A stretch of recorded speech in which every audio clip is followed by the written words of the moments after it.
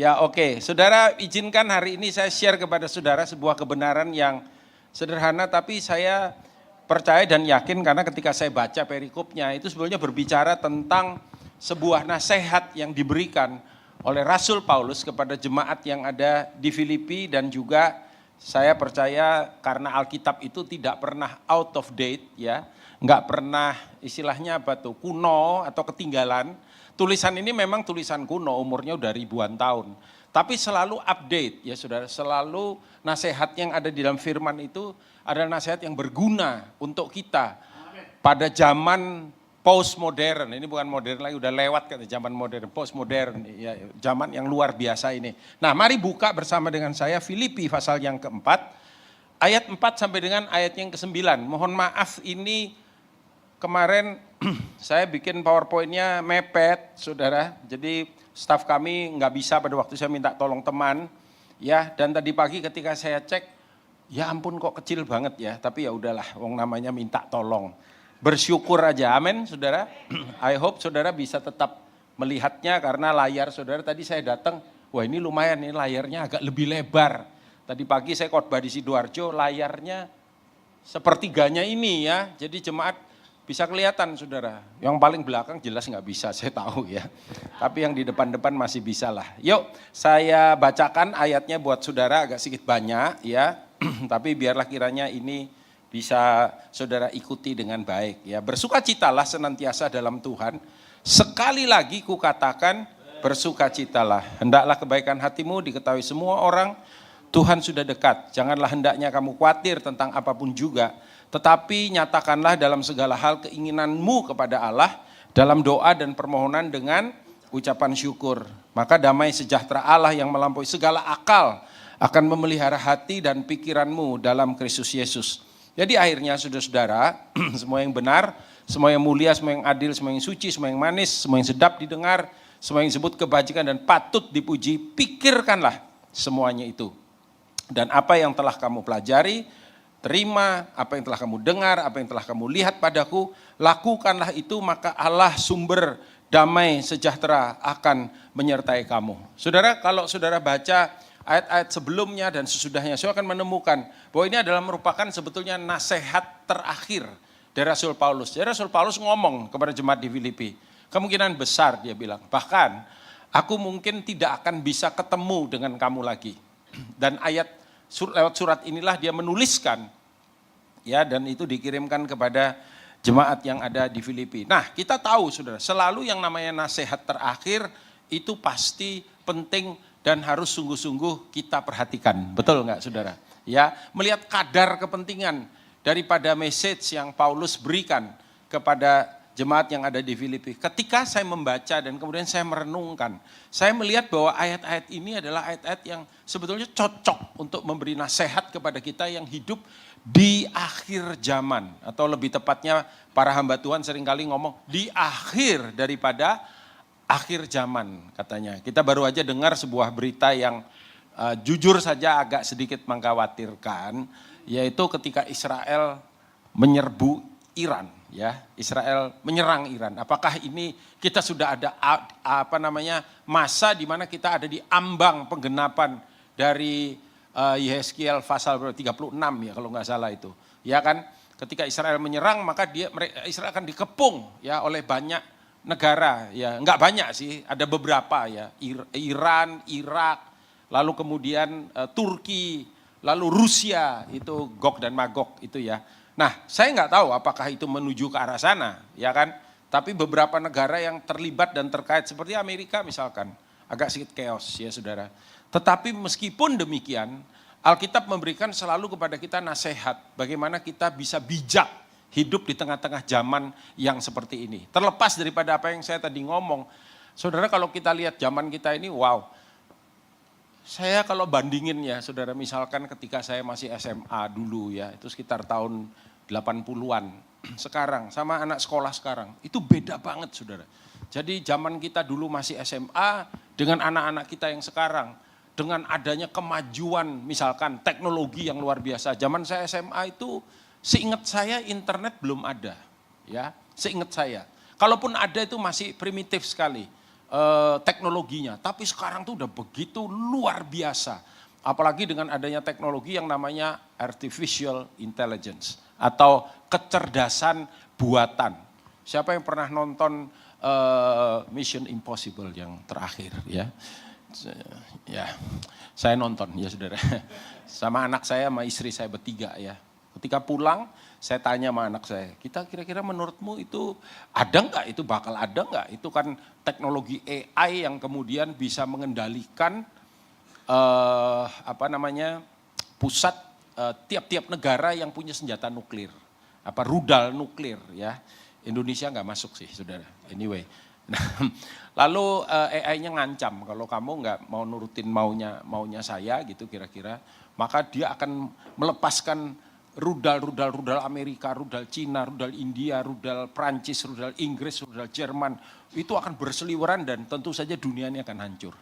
Kira-kira begitu ya. Dan mereka memperebutkan teknologi itu. Saya nanya anak saya, kira-kira menurutmu itu bisa terjadi nggak? Ada nggak teknologi yang kayak begitu? Lo dia bilang enggak. Ya itu sedikit melegakan saya. Dia belajar, dia sekolahnya computer science ya saudara. Kenapa saya bilang? Ya AI itu memang canggih dia bilang. Ya kan? Canggih. Saudara mau tulis buku, saya kasih tahu rahasia, tapi ini enggak boleh ya saudara ya. Apalagi kita sebagai hamba Tuhan ya. Saya kasih tahu rahasia, saudara tinggal ketik aja di aplikasi AI itu. Tolong bikinkan saya buku bla bla bla bla. Nanti hitungan enggak lama kok itu akan keluar sudah 200 halaman, 300 halaman. Jadi setahun kalau tiap hari kita bikin begitu berarti dalam 1 tahun kita bisa cetak 365 buku. Udah selalu dibilang gila, pandai banget, keren banget orang Indonesia. Tapi itu enggak masuk akal. Ya. Dan itulah dunia kita sekarang, saudara. Enggak kayak zaman kita dulu ya. Nah, saudara, karena itu tekanan ya, lalu kemudian tantangan yang kita hadapi, ya kan? Seperti contohnya misalkan anak-anak kita dibanjiri oleh berbagai macam informasi ya dan berbagai macam kecanggihan. Mulai dari yang paling kudus sampai yang paling kudus ada tuh di situ. Tinggal bagaimana caranya kita pinter-pinternya memilah atau lebih tepatnya mendidik mereka di dalam takut akan Tuhan. Ya kan, sehingga kalaupun itu ditawarkan, dia bisa berkata tidak. Itu Daniel generation ya, kalau sudah lihat Daniel 1 ayat 8 itu bilang, Daniel berketetapan untuk tidak menajiskan dirinya. Nah saudara, padahal kepada Daniel dan teman-teman itu diperhadapkan dengan hal-hal yang sifatnya enak. Jadi kalau orang temannya bilang, wah kamu bodoh sekali, mau dikasih makanan enak, minuman enak, gaya hidup keren. Kok kamu tolak? Daniel menolak kenapa? Karena tidak sesuai dengan kebenaran firman yang dia yakini. Luar biasa sekali saudara. Nah kepala sekolah Alkitab saya pernah bilang begini, nanti katanya kalau saya udah ada di kekekalan, di sorga sana, saya mau nyari itu papa mamanya si Daniel itu katanya. Dia gimana caranya didik anak yang masih begitu remaja. Kira-kira usianya belasan tahun waktu itu. Ketika dia dibawa ke Babilonia ya. Dan diperhadapkan dengan gaya hidup yang luar biasa yang di atas rata-rata. Tapi dia bisa bilang no. Nah ini luar biasa sekali. Betul gak saudara? Ya, karena itu kebenaran firman Tuhan tuh tidak pernah jadi usang. Lebih tepatnya gitu, bukan kuno ya, usang saudara. Firman Tuhan itu akan selalu memberikan jawaban buat kita. Ketika kita hidup di zaman apapun dengan tantangan yang bagaimanapun. Apa yang ditulis tadi dalam firman? Number 1, dibilang bersukacitalah. Hidup di dalam sukacita. Udah sering dengar Pak itu Pak. Ya, tapi saya kasih tahu saudara, ini tuh bukan option saudara. Karena Paulus bilang begini, bersukacitalah. Ini loh yang gak gampang, senantiasa. Nah, karena emosi kita ini gampang naik turun, perasaan kita ini gampang berubah, betul nggak saudara? Ya kan, saudara ibadah udah siap-siap jalan, semuanya berjalan baik, bannya gembos saudara. Bannya gembos saudara, nyari tukang tembel udah ada pisan, ya kan? Iya kalau sepeda motor bisa dituntun, nah mobil nuntunnya kayak apa? Nyurung, iya, ya. Nah kalau itu mobilnya matic, hampir semua mobil matic sekarang. Begitu dia mandek, jeret. Kekunci saudara, bisa sih ada caranya, tapi masuk nyorong, ya kan? Kalau sudah pakai mobil listrik, baterai nentek, HP gampang ngecharge, Lah motor ngecharge saya di. Enggak banyak itu tempat buat ngecharge mobil. Langsung kita bisa berubah emosi kita, saudara. Ya kan? Tapi enggak lama telepon masuk, saudara ngangkat, Pak ini dari Bank Sentral Asia. Betul ya, Sentral Asia singkatannya ya, BCA. Ya kami telepon Bapak ini karena Bapak menang undian. Hah? Undian apa? Undian mobil Pak, Senin bisa diambil. Berubah enggak hati kita, saudara? Loh, makanya naik turunnya gampang. Ya. Nah, karena itu saya percaya perintah ini tuh supranatural. Ini bukan sesuatu yang natural. Happy itu natural, tapi joyful itu supranatural. Ya, sekali lagi kata Paulus, ditekankan sama dia, bersukacitalah. Berarti ini perintah. Kenapa penting, saudara? Karena firman menjanjikan ada kekuatan dalam sukacita. Nehemia pasal 8 ayat 11. Terjemahan bahasa Indonesia bilang setelah Nehemia kasih nasihat, kirimkan yang manis, yang enak. Ini tuh mereka lagi celebrate sesuatu. Lalu dia bilang gini, kenapa harus lakukan itu? Sebab dia bilang sukacita karena Tuhan itulah perlindunganmu. Terjemahan bahasa Indonesia. Terjemahan bahasa Inggris New Living Translation bilang don't be dejected. Saya baca yang bawahnya aja. Jangan merasa tertekan dan sedih and sad. For the joy of the Lord is my strength, is your strength. Sebab sukacita yang dari Tuhan itu adalah kekuatan. Amin, saudara? Iya. Sukacita yang ada di dalam kita, artinya gini, ketika kita bisa hidup senantiasa di dalam sukacitanya, maka ada kekuatan. Sebenarnya gini loh saudara, gampangannya, coba ya, ketika saudara lagi seneng gitu ya, lagi happy atau lagi, itu capek gak kerosok, kan betul gak saudara? Ada strength, ada kekuatan gitu. Ketika kita tahu, saya masih ingat zaman, ya ini dulu sama-sama di gereja lama ya. Saya itu dulu ketua kaum muda, kalau sekarang tuh istilahnya youth pastor. Kalau dulu tuh ketua kaum muda ya. Semangat ya, anak-anak semangat saudara. Kita penginjilan, kita street evangelism. Penginjilan di jalan, jadi pergi ke daerah mana sih namanya itu. Nginjili orang, ya memang rodok nekat sih memang. Itu ada teman saya tuh dikaplok saudara. Pak! Aduh, ya. Waktu sudah selesai itu kita pulang kumpul kasih cerita. Nah dia cerita, aku dikaplok orang, nginjili orang Temor ya. Inggris Timor tahu ya. Seberangnya pulau kita ini loh saudara. Marah ketika diinjili, kaplok. Tapi dia bilangnya, tapi saya sukacita ikut merasakan penderitaannya Kristus. Loh, bukannya malah, wah gak gelem maneh. Bukannya dapat berkat malah dikaplok. Enggak. Nah itu kekuatan supranatural. Itu enggak natural. Ya kan? Dikaplok tuh enggak enak. Dianiaya, difitnah, itu enggak enak. Tapi melakukan untuk Tuhan sukacita. Ada keberanian, ada kekuatan. For the joy of the Lord is your strength. Tapi enggak cuma itu. Ini yang paling terkenal. Di dalam sukacita itu ada kesembuhan. Betul enggak? Ya, Amsal 17 ayat 22. Hati yang gembira adalah, iya, terjemahan bahasa Inggrisnya bilang a joyful heart. Hati yang penuh sukacita, joyful. Hati yang penuh sukacita is good medicine. Adalah obat yang manjur, obat yang luar biasa, obat yang kuat. Jadi sukacita bisa ngurangi biaya dokter, saudara. Ya kan? Good medicine. Terutama untuk soul, untuk jiwa kita. Apa yang sekarang banyak dihadapi oleh bangsa kita ini? Mental issue. Iya.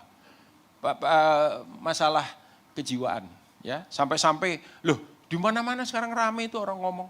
Sampai-sampai GBI aja. Waktu sidang SMDU, sidang Majelis Daerah Umum. Itu temanya tentang kesehatan jiwa. Berarti banyak pendeta sakit jiwa. Enggak ada ya. Tapi mungkin juga. Ya kan? Ada orang bilang saya, Pak, tak pikir-pikir ya Pak ya. Karena sekarang kan dunia informasi ini saudara. Sudah mau cari apa aja. Itu yang namanya Profesor Google, pendeta Google. Google luar biasa. Bisa ngasih tahu saudara. Ya kan? Coba ketik aja tuh. Ciri-ciri orang yang psikopat, misalnya psikopatik gitu. Atau psikoneurosis atau ya yang terkenal sekarang tuh NPD, Narcissistic Personality disorder. Orang yang, itu bukan orang yang suka-suka foto, itu NPD, enggak, itu hobi. Ya, tapi ada tipe orang yang semua-muanya itu dia harus number one. Dia harus menonjol. Dia kalau foto, dia agak ke belakang sedikit, tukang foto dimarahin. Kok elek nih foto nih, kok elek. Pancen, kamu dari dulu elek memang. Kok marah? Ya kan? Dia tuh pengennya dia aja gitu. Ada yang narcissistic personality, belum sampai ada D-nya. Cuma narcissistic personality. Tahu dari mana saudara? Pokoknya ada ada yang disebut dengan 3 yang kudus. Ya, itu Holy Trinity namanya. Bapa, Putra, Roh Kudus. Tapi ada Unholy Trinity. 3 yang tidak kudus. Tahu nggak apa? I, me, and myself. Saya, aku, dan diriku. Pokoknya semuanya dia. Itu orang narsistik.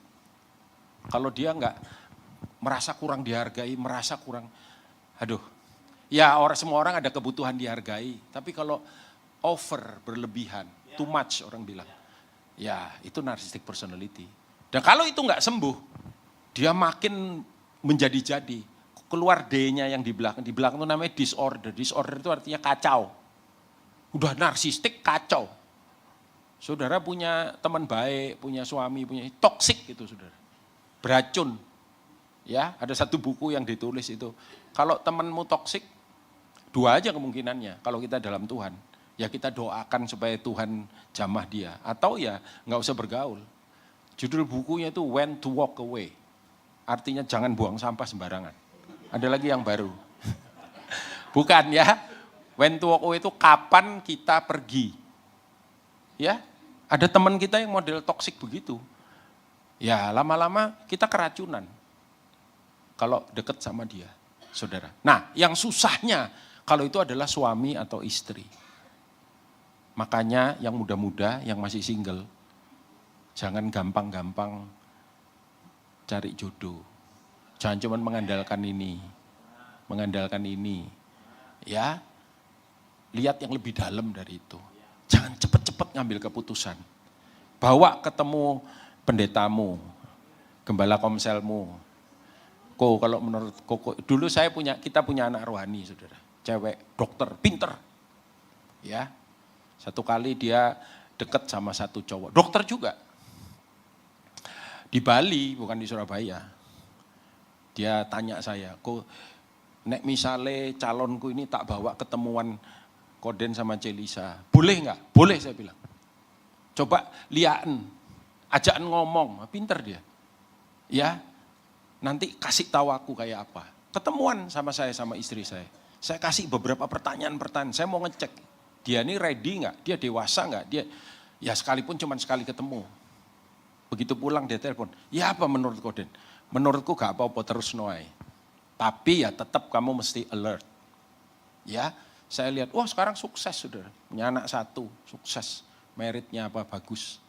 Ya, tapi juga ada yang, saya konseling, saya bilang, kalau saya jadi kamu ya, saya tunda dulu pernikahan ini.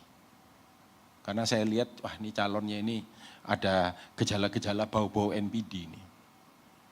Dia bilang, enggak apa-apa, aku tak ngambil resiko. Sungguhan saudara. Soro. Ya sampai sekarang. Tapi sudah kadung menikah dan bikin janji. Ya kan? Kecuali maut memisahkan. Nah wes. Ya, dia pernah bilang, waduh tahu gitu. Dulu coba tak turuti ya. Enggak usah ngomong itu saya bilang. Sekarang ini dihadapi aja, dibereskan. Karena sudah tidak bisa mundur kamu. Ya, saudara. Nah kalau ada di sini, saya berdoa enggak ada. Saya lihat aman semua ini ya. Semua waras. Sing waras ngalah. Nah saudara, kenapa kok ini ya, coba next ya munculkan. Nah ini Tuhan menciptakan tubuh kita ini dan juga pikiran kita. Ada satu alat di tubuh kita yang luar biasa sudah. Super komputer manapun tidak bisa mengalahkan. Apa itu? Otak kita. Otak kita itu, waduh. Ya. Dan salah satunya fungsi otak itu apa? Dia bisa mendeteksi kondisi atau keadaan pikiran kita dan tubuh itu akan berespon terhadap apa yang terjadi. Nah ada hormon positif, ada yang disebut dengan hormon, kalau ada hormon positif berarti ada yang negatif. Negatif bukan berarti tidak berguna, tapi kalau itu terlalu sering dipakai itu bisa merusak tubuh kita. Pernah dengar istilah adrenalin enggak saudara? Ya. Saudara kalau lagi dalam keadaan takut, cemas, khawatir, tertekan, itu tadi sukacita hilang. Tubuh itu akan otomatis, otak itu akan nyemprot itu adrenalin. Adrenalin itu kayak apa terhadap reaksi tubuh?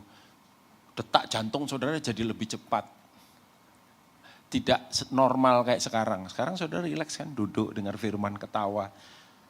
Tapi kalau saudara lagi takut, kita nggak bisa tenang, lagi takut tenang.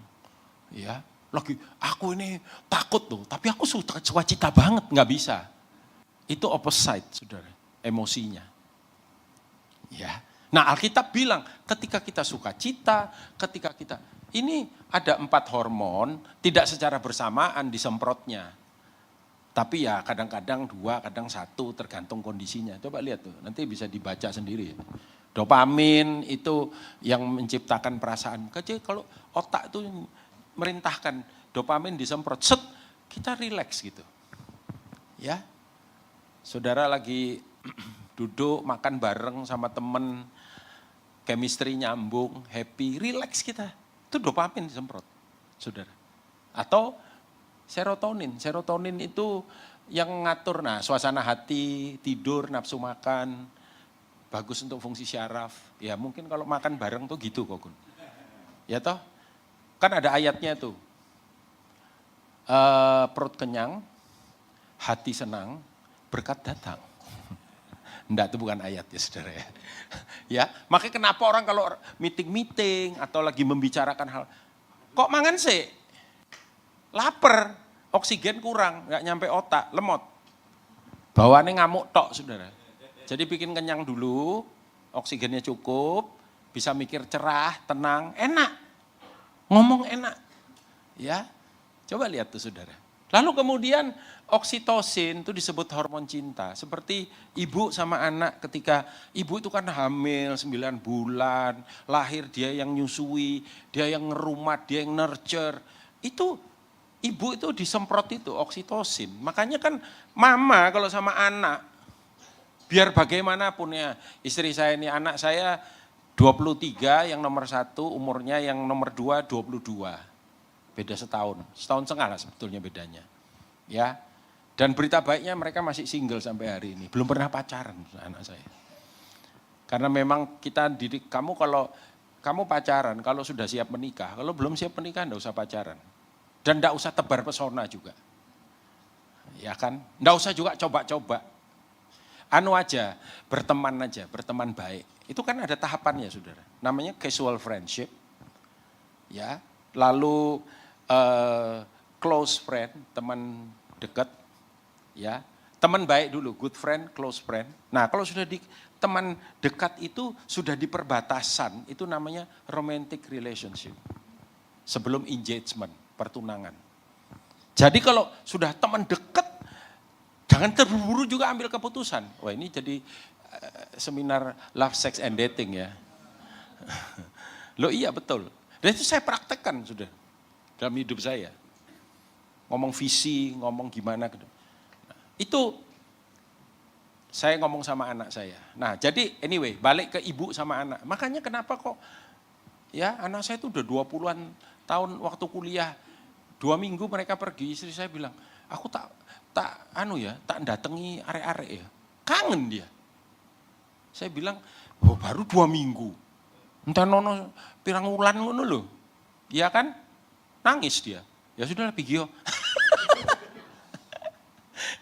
Kalau ibu kurang bahagia tuh kesejahteraan agak terganggu saudara. Di rumah itu. Betul ya? Iya betul ya. Kalau ibu happy itu wah sejahtera kita. Ya kan? Makan siap apa semua. Endorfin. Endorfin hormon tubuh yang berfungsi sebagai pereda nyeri. Tubuh memproduksi sebagai respon terhadap stres dan ketidaknyamanan. Jadi ini mencegah penyakit. Lihat Tuhan menciptakan tubuh kita, luar biasa. Makanya Rasul Paulus meskipun dia bukan dokter, dia bilang bersukacitalah. Karena itu obat yang manjur. Tapi juga yang kedua, ayat yang kelima. Hendaklah kebaikan hatimu diketahui semua orang. Tuhan sudah dekat.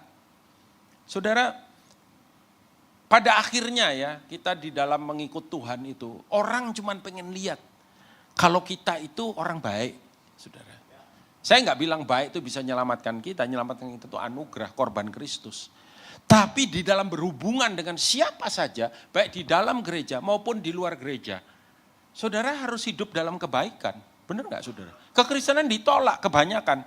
Bukan karena Yesusnya kurang dahsyat. Bukan karena pendetanya nggak jago khotbah. Tapi gajah diblangkoni. Iso khotbah, raiso ngelakoni. Pinter. Saudara, seringkali itu kan yang kita dengar. Ya, aktif Pak. Aktif orangnya. Waduh, suka berdoa Pak. Oh iya? Iya, doa pagi, doa siang, doa sore, doa malam, doa rantai besi, rantai plastik, rantai emas. Melok kabeh Pak. Cuman satu aja dia tuh masalahnya apa? Ngamuan Pak. Nah, ini saudara. Ya, makanya kesehatan mental tadi itu siapa itu? Skazero itu ya, yang nulis buku spiritually, mentally health, ya, church, gereja yang sehat secara mental dan spiritual. Dia bilang tidak mungkin orang itu rohani, tapi jiwanya terganggu, itu tidak mungkin. Ya kan?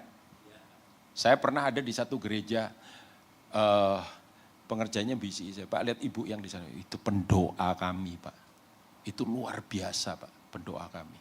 Oh iya Pak. Dia cuman satu memang Pak, dia punya kelemahan. Oh ya wajar, kita ini belum sempurna, punya kelemahan. Betul gak saudara? Tapi dia bilang, kelemahannya apa? Terlalu sensitif Pak, tersinggungan minta ampun. Loh itu rodok mental issue. Saya gak percaya orang rohani, tapi mentalnya terganggu. Kalau dia rohani, harusnya mentalnya sehat. Amin saudara? Iya. Pada akhirnya orang pengen lihat perbuatan kita, gaya hidup kita, attitude kita.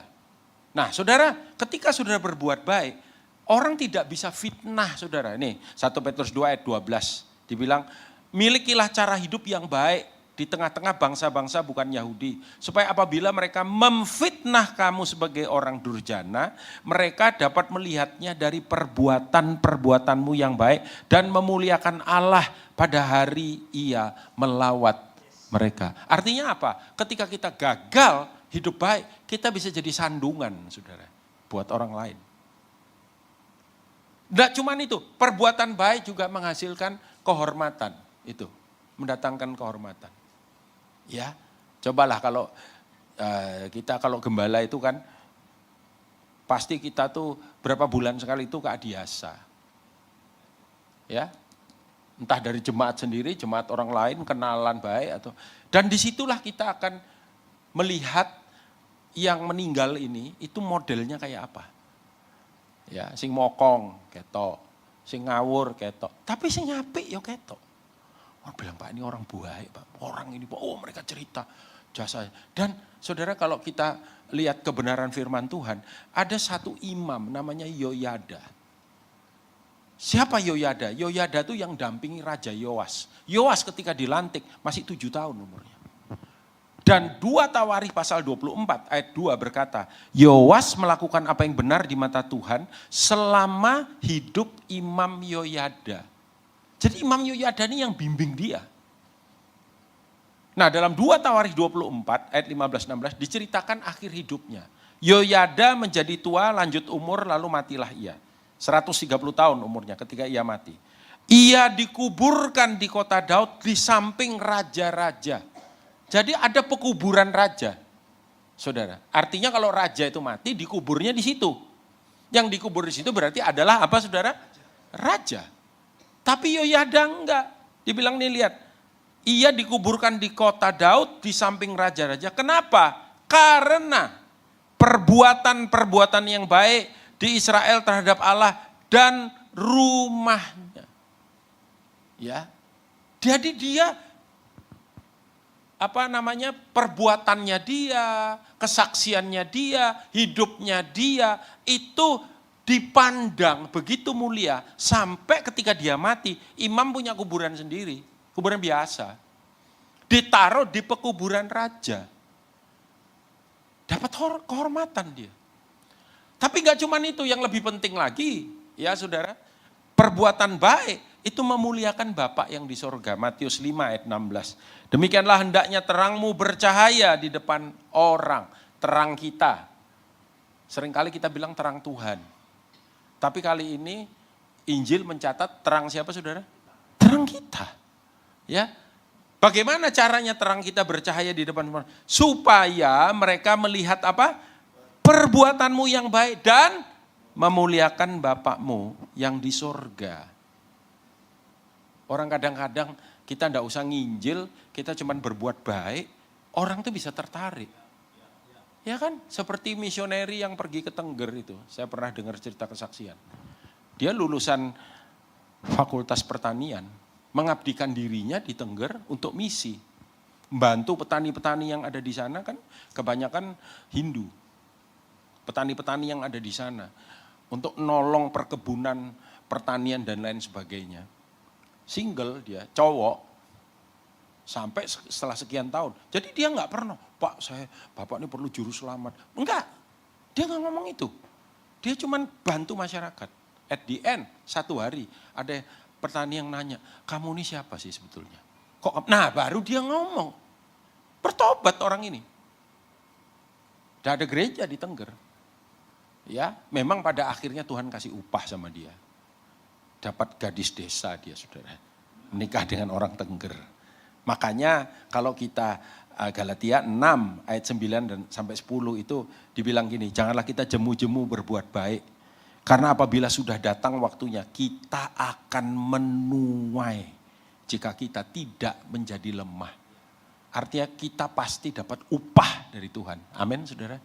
Kalau kita tidak menjadi lemah. Karena kadang-kadang kita tuh berhenti berbuat baik pada saat kita itu merasa, saya dimanfaatkan ya Pak. Saya ditipu ya Pak. Ya, kita lalu aku gak gelem. Aku gak mau. Nah, perbuatan baiknya tetap harus ada, tapi disertai dengan kebijaksanaan. Cerdik seperti ular, tulus seperti apa? Nah, cuman kan orang Kristen ini kadang-kadang cerdik seperti ular, tapi gak ono tulus-tulusnya blas. Jadi boleh koyok bulus. Ya. Atau tulus luar biasa. Tapi kemplo, bujui bolak-balik. Harus combine. Amin saudara? Ya kan? Saya juga pernah dibohongin orang. Dulu ada orang datang ke gereja, Pak saya ini dari luar pulau Pak. Saya pikir dulu ngerantau, pokoknya intinya saya udah tahu kalau gitu ngomong ujung-ujungnya apa? Duit, ujung-ujungnya duit. Butuh beli tiket, saya mau pulang ke daerah saya. Piro tiketnya? Tiket kapal enggak mahal Pak. Kapal ada 2. Kapal yang air sama terbang. Ya wes piro berapa ratus ribu, ya kasih. Mari ngono gak suwe kepetuk, saya ketemu dia.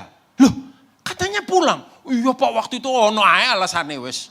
Intinya duit kita itu dibuat, enggak tahu dibuat happy-happy sama dia. Oh saya belajar, oh keliru saya. Ya kan? Sekolah juga gitu. Anak saya enggak bisa sekolah Pak, ini ditagih Pak uang sekolah ini. Piro nunggak 3 bulan Pak, totalnya piro. Ya 700-an, kasih 700. Piro bulan datang lagi. Gak bayar lagi uang sekolah. Sing dulu tuh kemana? Ya dipakai buat kehidupan sehari-hari. Oh gudulmu. Oh belajar saya. Ya kan? Saya gak mau dibohongi lagi. Siapa di sini yang suka dibohongi? Nggak ada. Siapa yang gak mau dibohongi? Semua. Gimana caranya? Ya wes, kamu perlu bayar sekolah. Iya, sekolah mana? Sekolahnya di Malang. Gak apa-apa, di Malang Pak, jauh Pak. Orang bohong-bohong itu otaknya muter terus. Di Malang Pak, gak apa-apa, kita ada gereja di Malang. Gak masalah. Sekolah mana? Sekolah sih, sebut sekolahnya. Nunggak berapa bulan? Ya wes, saya telepon pendeta kita yang ada di Malang. Tolong cek no ya, namanya siapa anaknya? Kita bayar, tapi tak bayar no di sekolah aneh.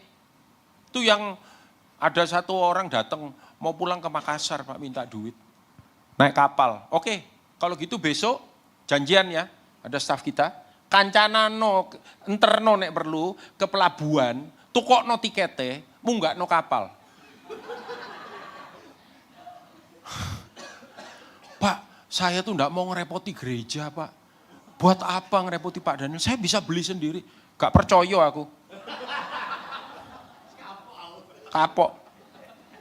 Jadi besok datang sini ya, nanti diantar sama Pak Eri itu. Gak teko. Bohong. Tapi berbuat baik jangan mandek. Amin saudara. Tetap aja berbuat baik. Pada waktunya pasti kamu akan apa? Menuai. Dan juga ada satu lagi. Nasihat Tuhan di situ saudara. Ayat yang ke-10 ya. Dibilang kayak begini. Ayat yang ke-10. Tuh. Dibilang apa? Karena itu selama masih ada kesempatan. Masih ada kesempatan. Marilah kita apa saudara? Buat baik kepada siapa?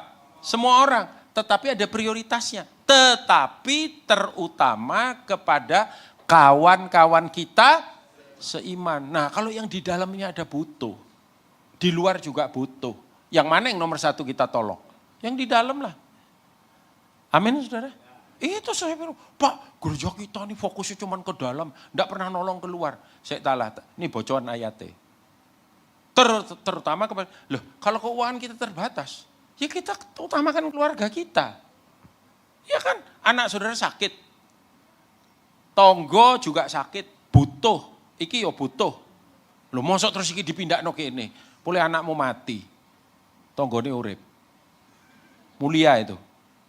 Itu bukan mulia, itu bodoh namanya. Nangkep maksudnya saudara. Ya, jadi Alkitab itu selalu benar.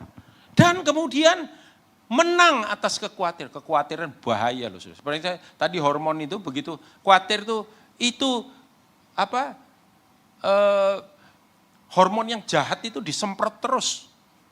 Jantung kita ini tidak pernah rileks. Kan coba kalau kita takut, detak jantung kita jadi lebih keras, duk, sesuai kendurate. Bahaya loh saudara.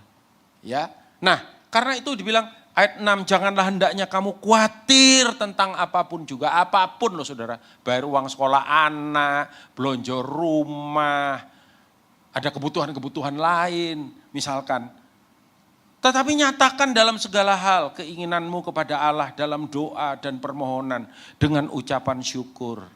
Hasilnya apa? Damai sejahtera Allah yang melampaui segala akal akan memelihara hati dan pikiranmu dalam Kristus Yesus. Kenapa kau enggak khawatir itu bahaya, saudara. Khawatir itu manusiawi. Tapi kalau terlalu khawatir itu bahaya. Khawatir itu mengalihkan fokus kita dari Allah. Fokus kita itu dari Tuhan pindah ke kekhawatiran itu. Ya, Matius 6 ayat 25, karena itu aku berkata kepadamu, janganlah kamu khawatir akan hidupmu. Ini kan ada lagu nih tuh. Jangan kamu khawatir, burung di udara dia pelihara. Jangan kamu khawatir, bunga di padang dia hiasi. Jangan kamu khawatir, apa yang kau makan, minum, pakai. Jangan kamu khawatir. Teruskan. Iya, sing nyanyi wong suwe. Ya. Baru-baru gak iso. Ya, itu lagu lama, lagunya Pak Niko. Lagunya Kogun dulu waktu apa? Perak presenter ya. Ya. Mengalihkan fokus kita dari Tuhan. Dan kekhawatiran itu gak ada gunanya. Iya, Alkitab bilang gitu, Matius 6:27. Siapakah di antara kamu yang karena kekhawatirannya dapat menambahkan sehasta saja pada jalan hidupnya. Saya jatuh ini nih, sebentar. Saya kembalikan dulu. Nah, ini dipulihkan namanya, saudara. Ya. Siapa yang dapat menambahkan? Khawatir percuma. Khawatir itu tidak merubah keadaan. Benar nggak, saudara? Ya, itu yang saya belajar. Daripada begitu ya, bawa aja ke hadapan Tuhan. Tuhan, ini loh. Ya. Dan kita, Tuhan dah kasih janji bagaimana cara kita menang terhadap kekhawatiran. 1 Petrus 5 ayat yang ke-7. Serahkanlah segala kekhawatiranmu kepadanya, sebab ia yang memelihara. Terjemahan bahasa Inggrisnya bilang, cast out your fear. Lempar itu ketakutanmu, sebab dia yang menyediakan kamu, dikatakan. Stop sampai di situ? Enggak. Belajarlah, ini penting saudara. Mengelola pikiran kita. Memanajemeni pikiran kita. Ayat 8, kalau saudara perhatikan, semua yang benar, semua yang mulia, semua yang adil, semua yang suci, semua yang manis, semua yang sedap didengar, semua yang disebut kebajikan dan patut dipuji, apa saudara? Pikirkanlah semua. Itu sebabnya penting untuk menjaga pikiran. Hati-hati dengan apa yang saudara lihat. Hati-hati dengan apa yang saudara dengar. Karena itu bisa meracuni pikiran kita. Apalagi kita hidup di zaman apa? Media. Ini zaman informasi. Media yang canggih, yang luar biasa. Kenapa kok ini disebut smartphone? Telepon apa? Telepon pinter.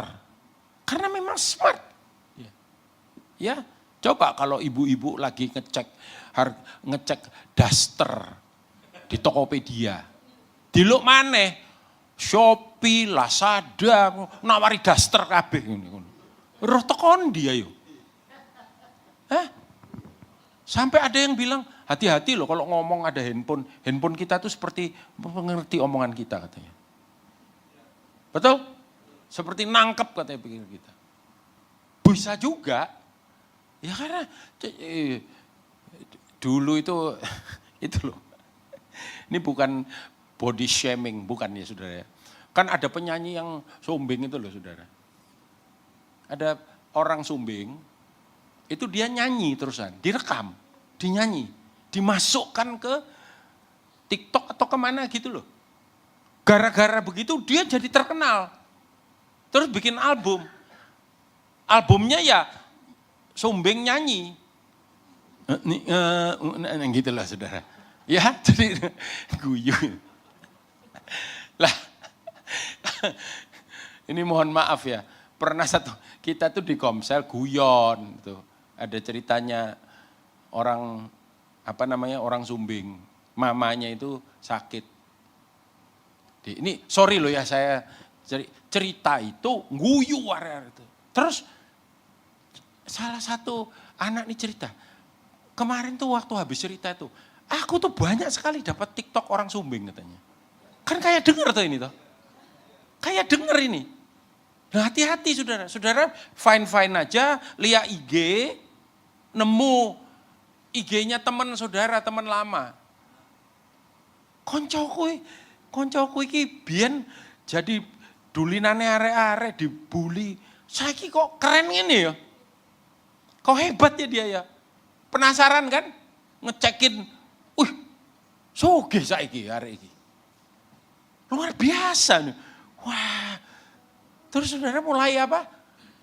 Dapat bisikan maut saudara. Iblis itu melepaskan panah berapi kata Alkitab. Ini loh. Dia racuni apa? Pikiran kita. Loh ya. Biyen koncomu itu loh, jauh sampai kamu. Sekarang loh dia lebih hebat. Sekarang dia masuk itu pikiran. Saudara enggak jaga pikiran saudara. Saudara tiba-tiba jadi apa? Jadi tertekan. Iya kok saya enggak seberuntung dia ya. Arek hebat ya, luar biasa. Saya kok enggak kayak, coba lihat saudara kalau kita enggak jaga. Saya kasih tahu saudara, semua orang kalau ngupload foto, itu pasti ngambilnya yang paling bagus. Itu tidak seindah warna aslinya, sakjane saudara.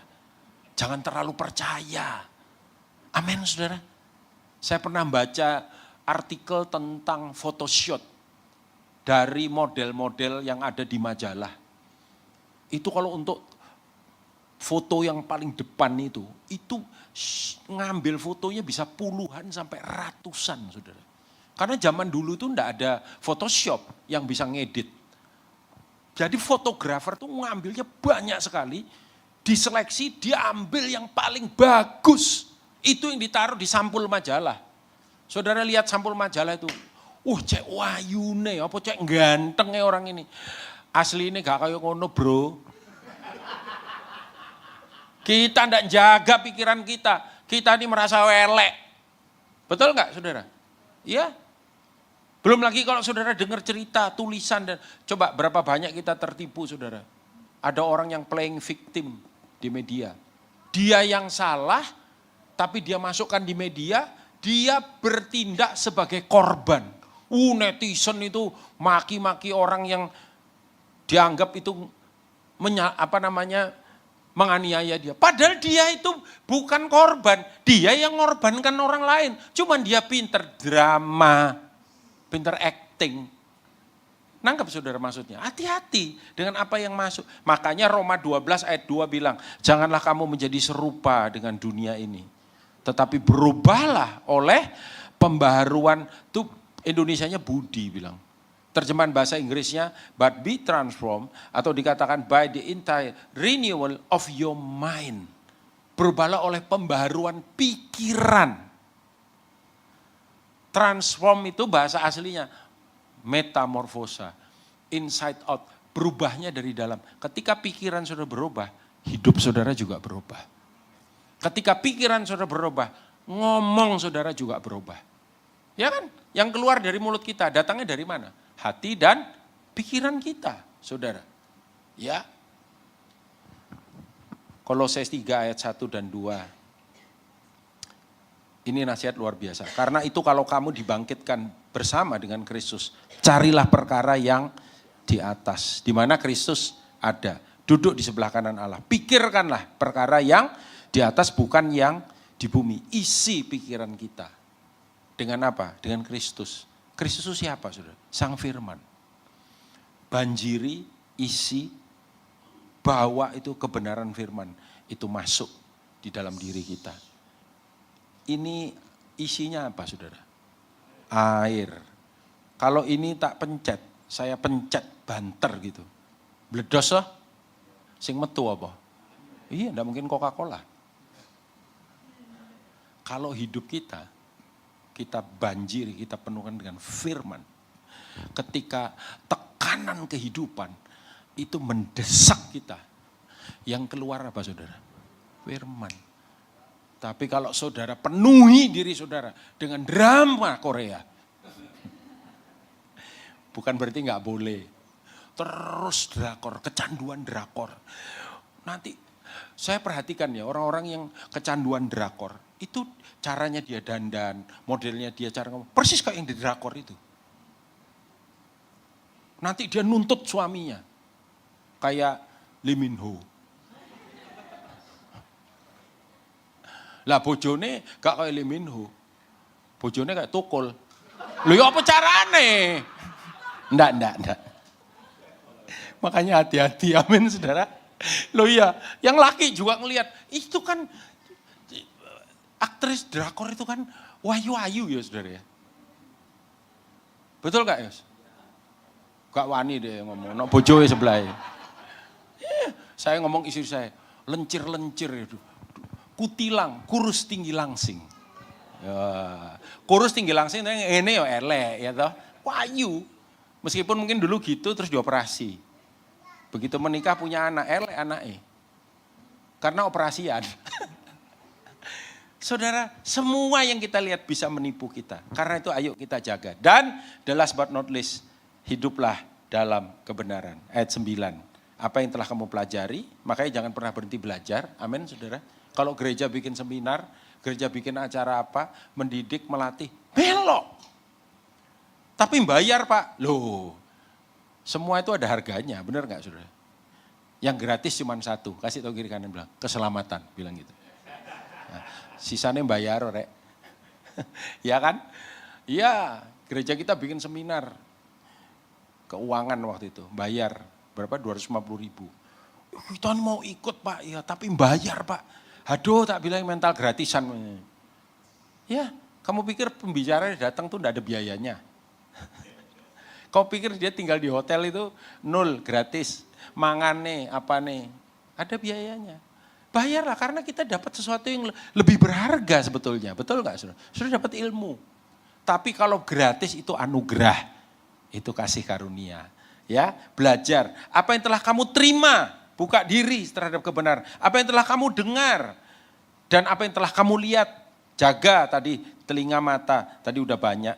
Dan dikatakan lakukanlah itu, maka Allah sumber damai sejahtera akan menyertai kamu. Kerjakan, lakukan, aplikasikan. Kita akan hidup dalam sejahteranya Dia. Ayat terakhir, Yesaya 33. Pemain musik bisa kembali. Ayat 15 dan 16. Yesaya 33, ayat 15 dan ayat yang ke-16. Saya bacain buat saudara ya.